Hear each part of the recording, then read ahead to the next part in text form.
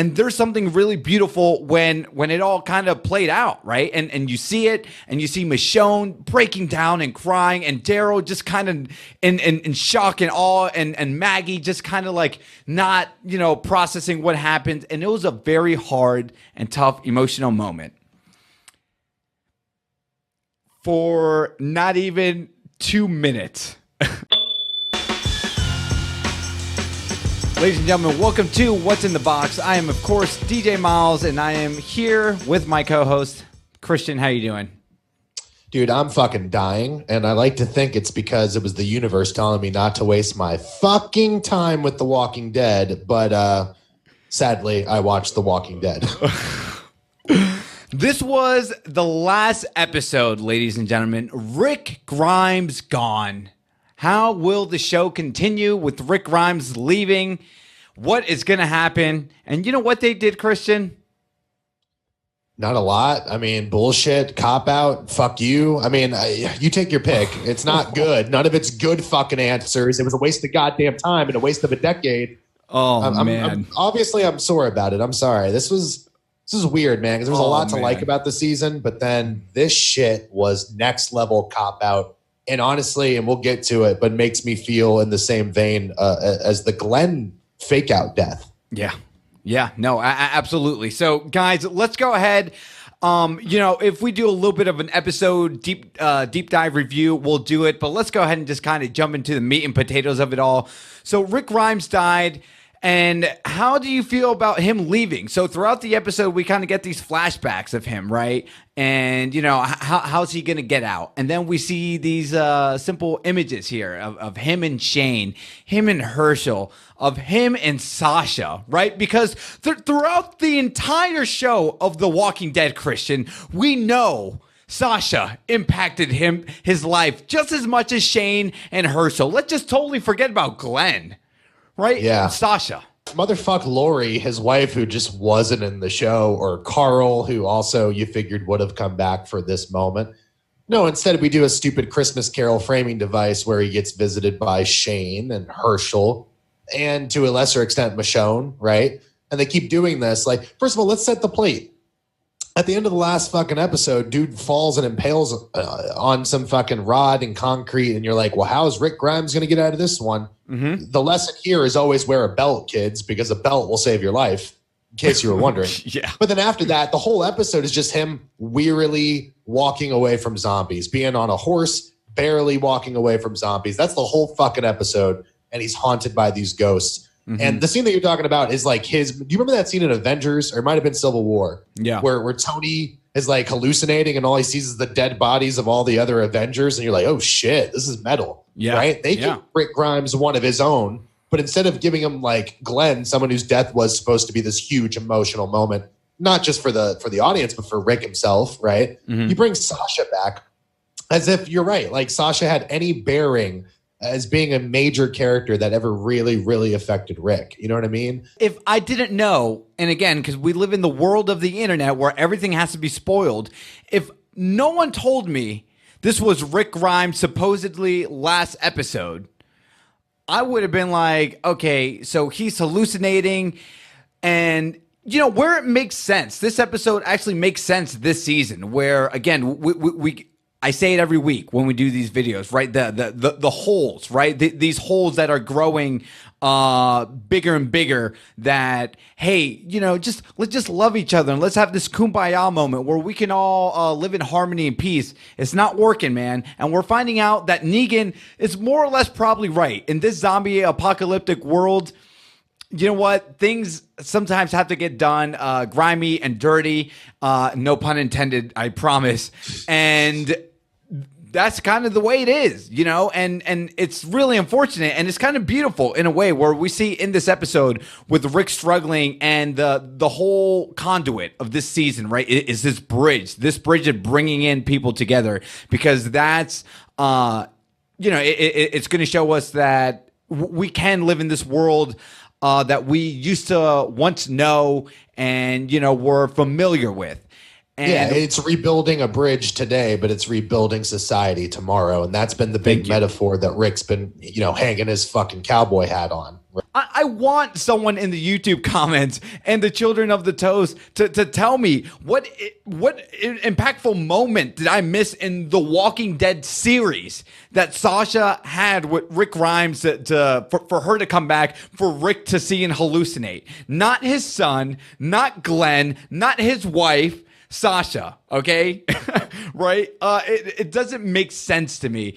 And then let's just go ahead and jump into the final moments of it all, right? Where I do like the psych moment where it's like, Rick, wake up. And then it's, Michonne talking to Rick. And then we see that moment. And then just to find out one more time, oh, wait, no, he's hallucinating one more time.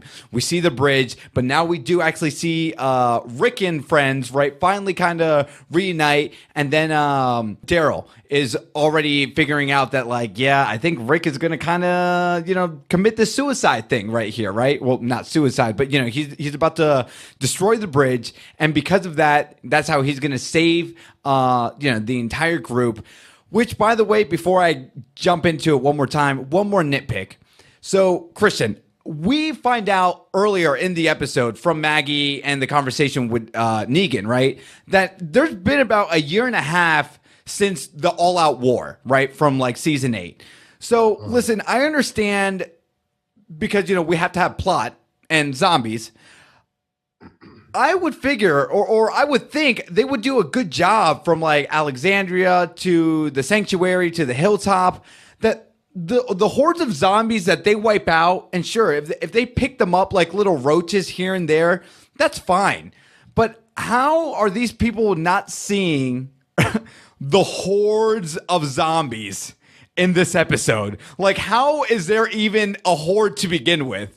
Which I know that is now being me becoming very nitpicky, but that was another problem I had, and another layer to this. Well, they talked about that in the last episode, that they were out there. There were these two parallel groups and blah, blah, blah, blah. But you're right. It did seem like one of those things where, like, we talk about Chekhov's gun, right? Mm-hmm. Like, whatever gun that you introduce in the first act needs to be fired in the third act, right? Yeah. Well, that was like them doing that, but putting it at the fucking end of the second act. You know what I mean? Like, it was a cheat sheet. Like, you can't just fucking create a problem an episode beforehand so you can have that problem be the driving force of the conflict in the next episode, right? Like, It seems like a little bit of a fucking cheat sheet.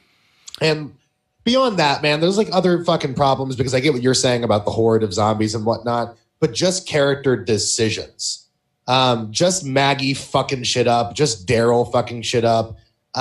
Like, I'm glad everyone kind of comes to the same conclusion at the end of the episode, but it did seem like we just spent the previous 4 or 5 episodes having all this internal strife, and it feels like it was disingenuous because it didn't really lead to a big culmination of events. There wasn't like this season arc that we were working our way towards. We basically just got this confrontation, and now it's set up the actual rest of the story. So Rick kind of has this moment, and it's a little bit touching, especially for me, because I'm like, oh my God, here it is. Like, this is the moment. And is this how he goes out, right? And the bridge and the thing that he was the symbol for, right, disappears with him, right? And you don't have to like it, and lots of people might hate it. But for me, Christian, I look at it and I'm like, you know what? This is my relationship with The Walking Dead. For as much crap that we give it, because it's a lot of tough love, I look at it and I'm like, if this is how Rick Grimes is going to go, being the symbol of peace and taking the bridge with him, right?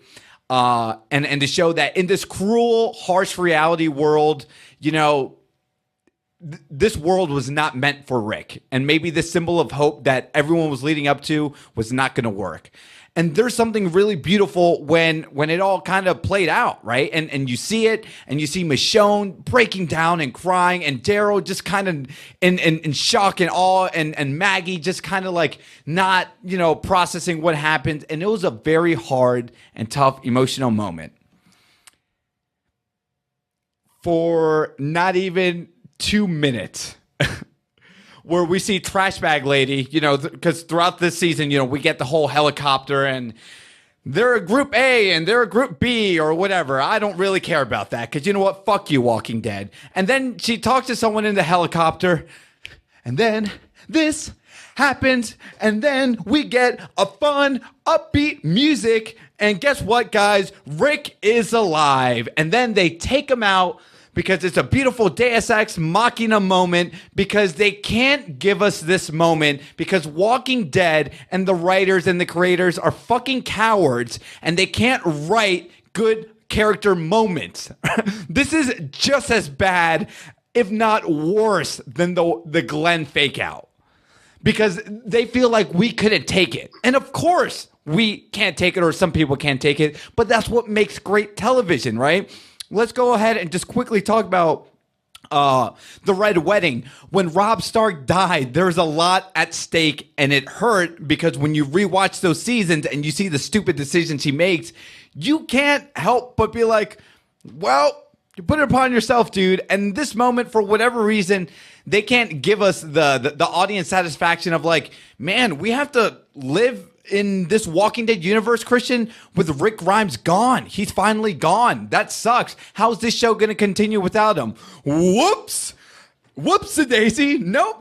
He's going to just live on because we need him, because we can't continue this show without him. It's kind of like the show is so disingenuous, with us, because they don't know what the hell to do without him, which, again, he is the Superman of the series. I get it. But with him not actually dying, it's pretty much a fuck you to me, honestly. That's how I take it. And why people will defend this show going forward, I don't know. I don't know. I'm sorry for ranting. Christian, I'll go ahead and let you take it from here. I mean, you're not saying anything that's not true. I think the larger problem is that great shows will put you in a position where, yeah, it's going to be really hard to say goodbye to a character, but at the same time, that's the only way the story could have gone. If we get to this bridge scene, which they did a really good job with at parts, by the way. Yeah. Like every time you think a zombie's about to get him and then the fucking arrow gets through and you're like, oh shit, man. But like, he's so weak. And again, Andrew Lincoln is just a wonderful actor. So he's doing everything right. Okay. Yeah. It's everything else that's wrong with it. So it's like, listen, if he had shot that fucking bridge and they cut to that quick shot, like where you see him go back for a second and that's the last you ever see of Rick Grimes, I'm okay with that. You don't confirm his death. It's kind of like he gets to ride out in the sunset. He's probably dead. It's but you don't know situation. Yeah. And I thought that would have been fine. The fact that Scott Gimple can't trust his fucking audience for 2 goddamn minutes, man. And this has this big reveal that Jadis and the A's and the B's. And that's the other thing that bothers me. I'm not trying to be like a glib asshole, but like you set up a mystery about the A's and the B's that you're not going to solve in this show. You have no interest or desire to solve that mystery on the show. You created a fucking mystery so you could write some spinoffs. And that brings us to the whole thing, right? So why, if this is the end of Andrew Lincoln's tenure as Rick Grimes on the show, why didn't he die? Well, they announced fucking 5 minutes after the episode aired that he signed on to a trilogy of films. I think he signed on for 3. He's kicking it. I'm sorry. What's up? You laughing? No, I'm laughing because people, listen, man, there's lots of franchises that are milked to death, okay? But how can someone defend this? How can someone defend this? You know, like, okay, yeah, sure, man, you want to like Walking Dead? I'm not going to hate on you anymore. And you know what? If me and Christian, if we didn't have to do this, we wouldn't. But you know what, man? If someone's like, hey, should I continue watching The Walking Dead? No. I'm telling each and every one of you right now, if you don't want to watch Walking Dead, you're not missing a goddamn thing. This is just horrible. So sorry to cut you off. They're going to do 3 films starring Rick Grimes, and essentially, right, hot off the presses here, because Christian just informed me before we started this, that it's now going to figure out or expand the everlasting universe that is The Walking Dead. You know, and it's going to be from Rick's point of view, and somehow it's going to connect to the Fear of the Walking Dead, although that wasn't already established, or so I thought. I don't even know anymore. And they didn't want to kill him off. All the press leading into it was misleading. And I know they said Rick Grimes' final episode. They never said until Rick Grimes dies, you know, so maybe that's on us. But it just seemed like they literally did this whole Ghost of Christmas Past framing device. We're going to be haunted by our demons or our former lovers and friends and bullshit. You do that when someone's about to die. I mean, that's like screenwriting 101. So like it seemed like a purposeful mislead, but not a purposeful mislead for the betterment of the story or some really poetic ending. It was a misleading fucking thing so they could milk this even further. And I know that they say they have no desire to bring Rick back to the real series, but I bet you motherfucking money they're going to do that, man. Because listen, you don't have Rick Grimes out in the wind with the people he cares about. Sure, they all think he's dead, but you know, he knows that they're still alive. He wants to protect them, right? Yeah. So like if they're going to use this trilogy of films as like Rick Grimes' emotional beat is to get back to his family, as he ham-fistedly fucking told you. Yeah. Right, didn't this fucking Walking Dead turn into a Fast and Furious movie at the very end? Just like, they're the family I chose. And I'm like, oh, fuck off, man. Like, just a little too on the nose for me. Yeah. And again, they wasted this emotional moment that we should have had. And now if they try to do this later on, it doesn't matter. You know, much like when they killed Glenn the actual time. It's like, listen, I mourned fucking a season and a half ago. I'm not going to do this again. You've took that emotional moment away from me.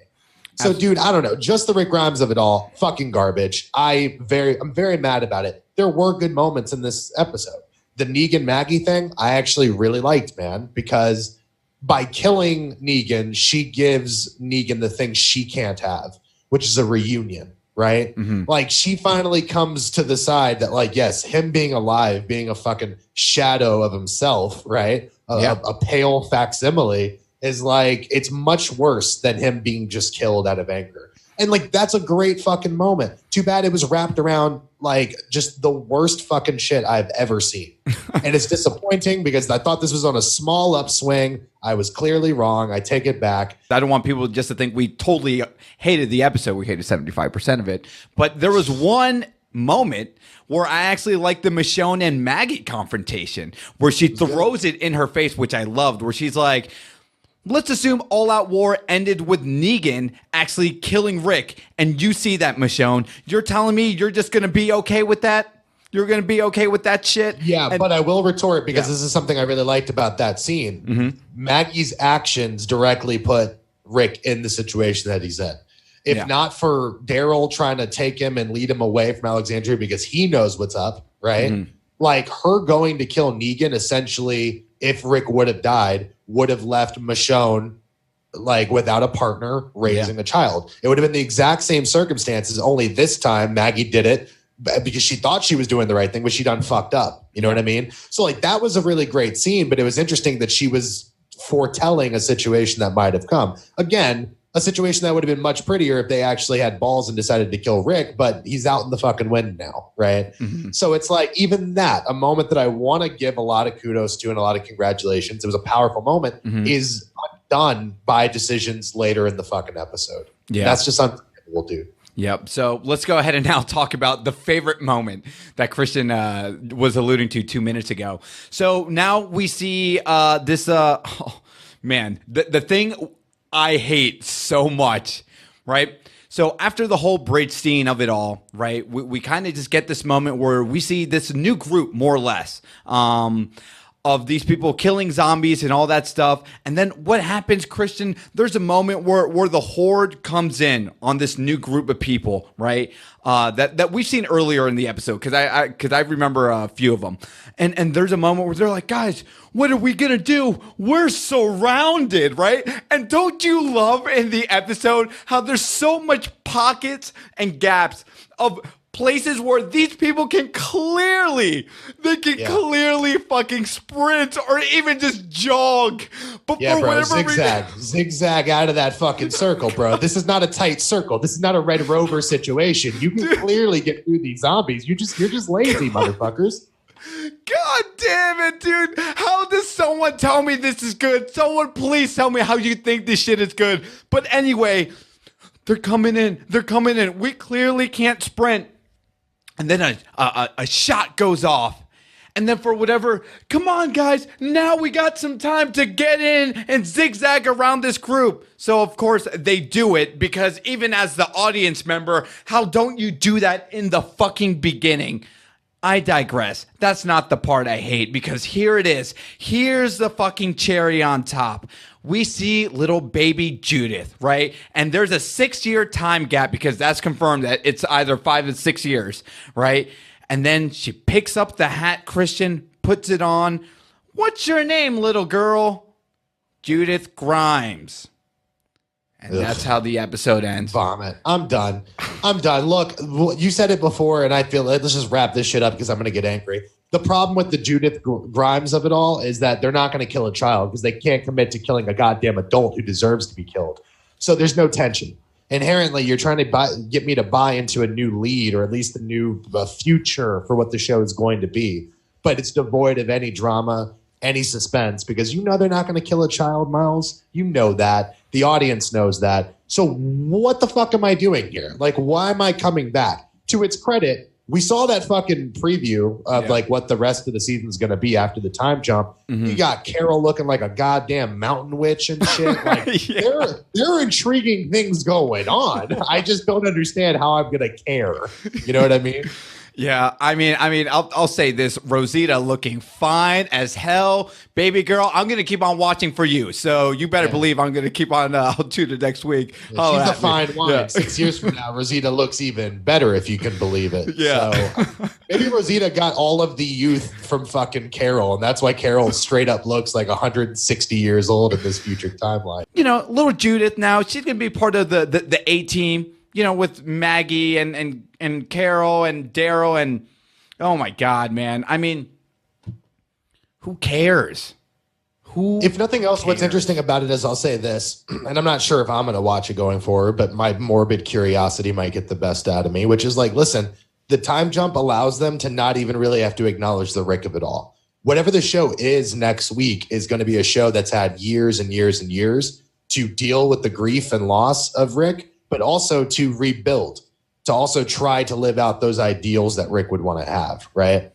So it's going to be really interesting. And also, we were talking about the Whisperers, right? Yeah. And now there does seem like an organic passage of time that a new threat would be cool, right? Because, you know, we always complain like, oh, there's a big bad and they do the same shit over and over again. Mm-hmm. But it's now there's been like this, you know, Pax Romana, right? There's been this fucking great peace where I'm sure they've had minor squabbles, but for 5 or 6 years, they haven't had to deal with anything too terrible. So it's like the new villain is a little bit interesting in that regard, but still it's like, this didn't leave me with any desire to come back and see how these people are doing.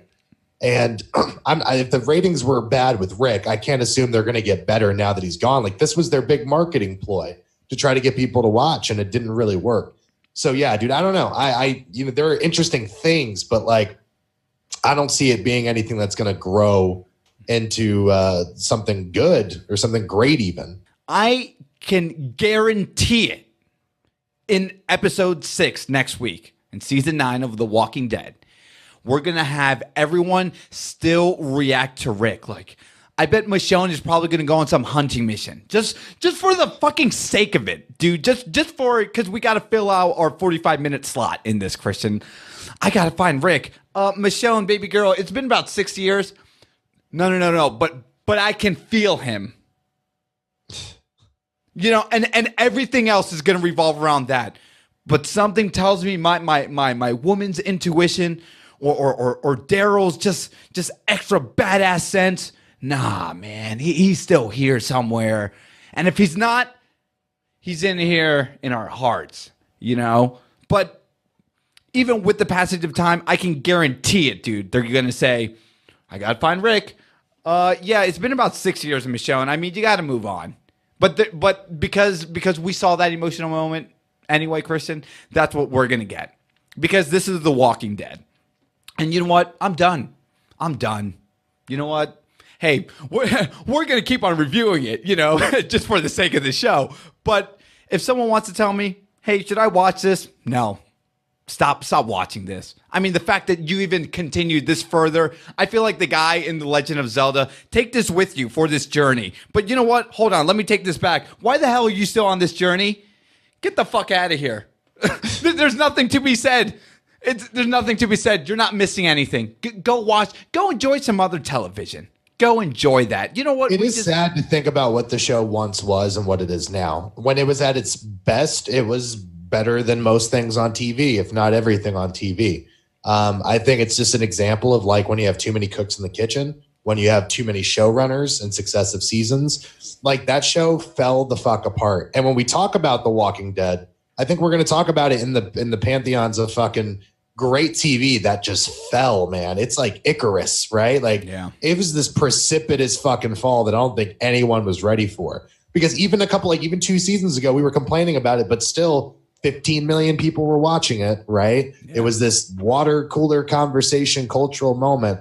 And now it's kind of a fucking parody. Like, it was really sad to me that on Rick Grimes' final episode, it felt cheap and it felt rushed, as if they didn't have plenty of time to write towards this ending. Mm-hmm. And yeah, so I mean, I'm with you, dude. I feel like, we've invested a decade of our lives, so I think we're going to probably stick with it. But I can't in good conscience recommend it to anyone anymore. And listen, if we're wrong, we're wrong. Like, I would love to hear people, toasties or fucking YouTube people, be respectful. But if you want to tell me why you think it worked, then that's fine. Like, I'll sit there and I'll debate. I'll listen to you. Yeah. But it just didn't coalesce into anything that was worth the damn. And we've been spoiled with great TV. When we get to the end of people's stories, like, there's some good writing to it. Even this one, I always go back to Herschel. When Herschel gets his fucking head chopped off by the governor, you watch the episode beforehand and the episode where it happens. They were doing nothing but telling that guy's fucking story, bringing it full circle, making you feel like, oh, wow, that was a nice little bow. I guess we can say goodbye to the character. And maybe that's the point, because they couldn't kill Rick. They couldn't wrap that up into a bow. Instead, we got like 4 or 5 triple knots and they're all fucked up. And now we have to see how this fucking ends with a trilogy of movies. And I don't know, man. This reeks of like inorganic storytelling and just trying to make a lot of money by franchising your shit to past the point of oversaturation, which is a fucking sin. Unfortunately, just like this horse Christian, I'm just like, yeah, what the fuck did they just do? I'm done. And on that note, ladies and gentlemen, this was What's in the Box. My name is DJ Miles, Christian Torres. Thank you so much for joining me here. We'll be back next week. Take care, guys.